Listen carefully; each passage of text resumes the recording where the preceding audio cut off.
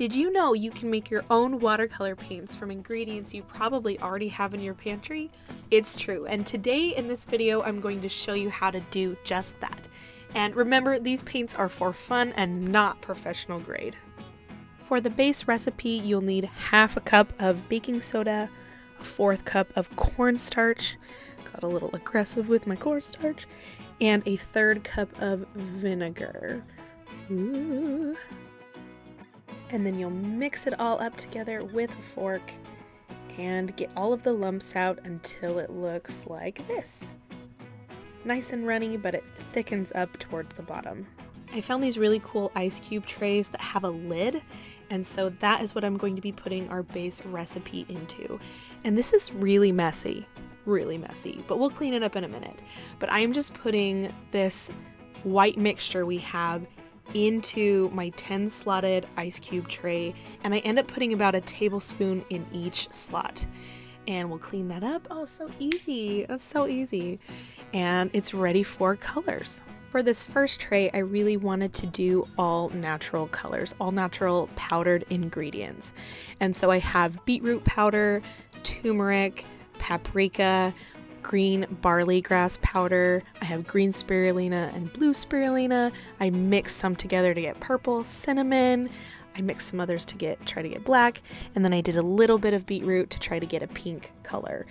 And then I tried to use this red thing I found to stir it, but the mixture is really thick.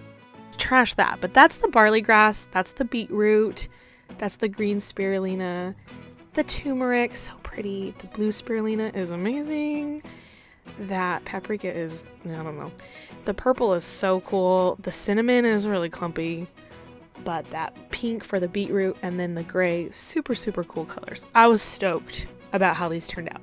So we're going to set them aside, let them dry. Tray number 2, we're going all food coloring style. So first one is red, second one is orange, so I did the red and yellow. Third one is yellow. This one is green, but I added a little bit of yellow to make it more of a sap green.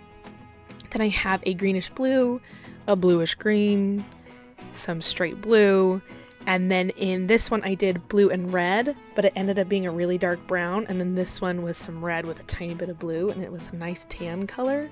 And then the last one I did a tiny bit of red to kind of make a pink. And I used the back of a spoon this time to mix these together because I just needed a much sturdier object to mix up this clumpy material. I really love how the colors came out on this one. So we have red and orange, yellow, this peachy pink color, a brown and a dark brown, which really surprised me. I thought I was going for purple there, a sap green, a kind of blue green, and a green blue, if you know what I mean, and just a regular blue. So we have our food color watercolors and our natural dye watercolors, and they are going to dry overnight and we will paint with them in the morning. And they're dry, and also the lighting is 10 times better because we're in my studio and not in my kitchen, but I cannot wait to show you the difference between the two of these. So we are going to start with the food coloring watercolors, and they dried really nicely. I've already kind of started to work with them a little bit, so I wanted to show you each color. So here is the peachy pink, the red, orange, and I love how they really interact together well when I blended them a little bit. I used my nice watercolor paper so that you could get a really good idea. And oh my gosh, the colors are so vibrant, and aren't those browns crazy? I really tried to get purple. So overall, I thought this was amazing. The colors were vibrant. They acted like real watercolor. I was super impressed with the food coloring option that we made. And even though it's not professional, I would say my kids would love it. They would love to paint with that. So for the watercolors with the natural ingredients, I had really high hopes for these to be just out of the park, super pigmented, and they, I would say, struggled a little bit. I still thought they were really pretty, really natural and earthy looking, which is super fun. I thought maybe it would be kind of cool to paint something like earthy or like sandy or something that needed texture, because I didn't realize how chunky they would be.